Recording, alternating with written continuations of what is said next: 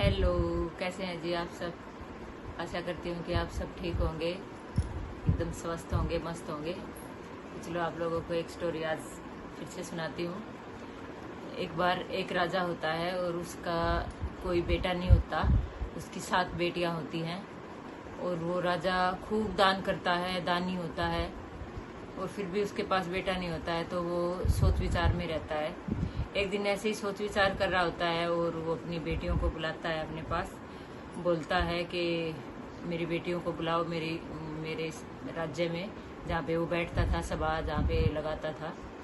तो वहाँ पे 7 बेटियाँ उसकी आती हैं और वो अपनी बेटियों से पूछता है कि तुम मेरे को ये बताओ कि तुम किसका भाग का खाते हो, किसके कर्म का खाते हो, मतलब जो तुम्हारी सुख सुविधाएं हैं वो किसके भाग से हैं।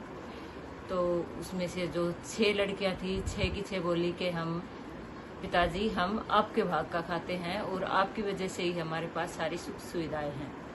लेकिन जो सबसे छोटी बेटी थी, 7वीं बेटी थी, वो ऐसे बोली कि नहीं, मैं आपके भाग का नहीं खाती हूँ, मैं अपने भाग का खाती हूँ, अपनी किस्मत का खाती हूँ।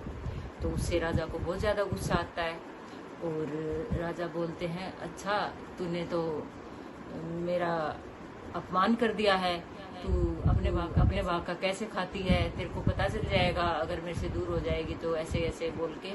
और राजा खूब डांटते हैं अपनी बेटी को, छोटी वाली को। लेकिन फिर भी वो बेटी अपने उसी विचार पे डटी रहती है और फिर अपने मंत्रियों को बोलता है कि मंत्रियों, इसके पास, मेरी छोटी बेटी के पास जितना भी धन है, जैसे जेवर वगैरह जो भी इसने पहन रखे हैं, सारे इसके निकाल लो और साधारण से कपड़ों में इसको कहीं जंगल में छोड़ के आ जाओ। तो उसके 2 सैनिक उठते हैं और ऐसे ही करते हैं, उसको ले जाके एक जंगल में छोड़ देते हैं और जंगल में छोड़ के और वापस आ जाते हैं, घने जंगल में छोड़ के। वहाँ जाके उसकी बेटी, मतलब राजा की बेटी सोचती है कि अब मैं क्या करूं, इतना घना जंगल है, यहाँ पे कुछ भी आ सकता है, कोई जानवर। तो मैं क्या करती हूँ, लकड़ियाँ इकट्ठा कर लेती हूँ, कोई जानवर आएगा तो मैं लकड़ियों से अपना बचाव कर लूँगी। ऐसे करके वो जंगल में घूमने लगी लकड़ियाँ बटोरने के लिए। थोड़ी सी जंगल में घूमती हैं, आगे जाके उनको एक झोपड़ी दिखाई देती है और वहाँ पे झोपड़ी के आगे एक बकरी बंधी हुई होती है।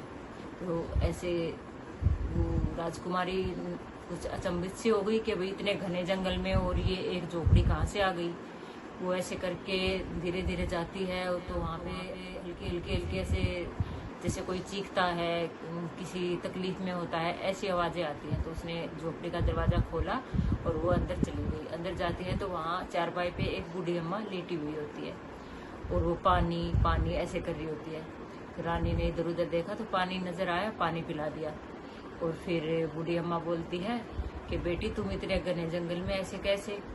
तो फिर राजकुमारी अपनी सारी स्टोरी माँ को सुनाती है, बूढ़ी अम्मा को। बूढ़ी अम्मा बोलती है, अच्छा तेरे साथ तो बहुत बुरा हुआ है, पर कोई बात नहीं, मेरी ये छोटी सी कुटिया है, तू यहाँ पे रहना मेरे पास, और मैं शहर से कमा के लाती हूँ, घरों में कुछ काम करती हूँ, कुछ मजदूरी करती हूँ, शहर से कमा वमा के लेके आती हूँ। लेकिन मैं 7 दिन जाती हूँ, 7 दिन में वापस आती हूँ। तो तू 7 दिन तक यहीं रहना और मेरा इंतजार करना, और इसमें झोपड़ी में कुछ खाने पीने का सामान भी है, उससे खाना पीना और आराम से रहना, तेरे को कोई तकलीफ नहीं होगी। और बकरी भी है, उसका दूध निकालना, कुछ पी लेना और कुछ रख लेना। हाँ जी, ये कहानी मैं अभी आधी डाल रही हूँ क्योंकि बहुत बड़ी है, इसलिए आधी अभी डाल रही हूँ, आधी आगे सैटरडे में डालूंगी। Okay, bye.